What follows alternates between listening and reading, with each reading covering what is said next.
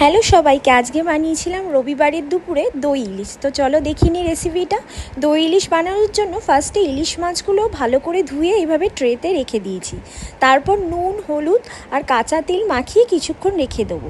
এবার আমি শিলের মধ্যে একটু পোস্ত, জিরে আর শুকনো লঙ্কা বেটে নিয়েছি। আমি মিক্সিতে আজকে বাটিনি, শিলে বাটলে কিন্তু তারা আলাদাই একটা স্বাদ হয়।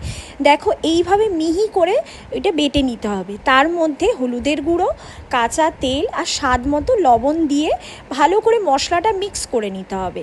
মিক্স করে নেওয়ার পরে আমাকে ইলিশ মাছের মধ্যে এই মশলাগুলো ভালো করে মিক্স করে ভালো করে মাখিয়ে নিতে হবে, যাতে মাছগুলো ভেঙে না যায় বা মাছের ডিমগুলো বেরিয়ে না আসে। সেটা বুঝে আস্তে আস্তে সব মশলাটা মাছটা এপিট ওপিট করে মিশিয়ে নিতে হবে, যাতে মাছের মধ্যে সব জায়গায় মশলাটা ঠিকঠাক লেগে যায়। এবার কড়াইয়ে তেলটা একটু গরম হলে আমি একটু কিশমিশ দিয়ে ভেজে নেবো। কিশমিশটা আমি দিয়ে এটা মায়ের থেকে শিখেছি, ভালো লাগে, তোমরাও দিতে পারো দই ইলিশে। এবার আমি দিয়ে দিলাম কয়েকটা এলাচটা তোমরা নাও দিতে পারো, এটা অপশনাল। এরপর আমি এক এক করে পুরো মাছগুলো সাজিয়ে সাজিয়ে দিয়ে দেবো, যাতে মাছগুলো না ভাঙে সেটা কিন্তু সাবধানে দেখতে হবে।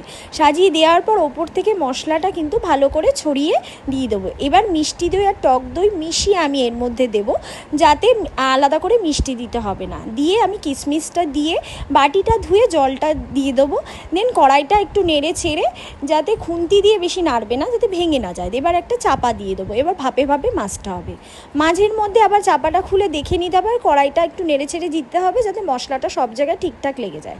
এবার কয়েকটা কাঁচা লঙ্কা ছড়িয়ে দেবো, যাতে যারা কাঁচা লঙ্কা খেতে ভালোবাসে তারা ভাতের মধ্যে মেখে খেতে পারবে। এইভাবে রেডি হয়ে গেল আমার দই ইলিশ। ভালো লাগলে লাইক, কমেন্ট, শেয়ার করো। আজকের মতো টাটা।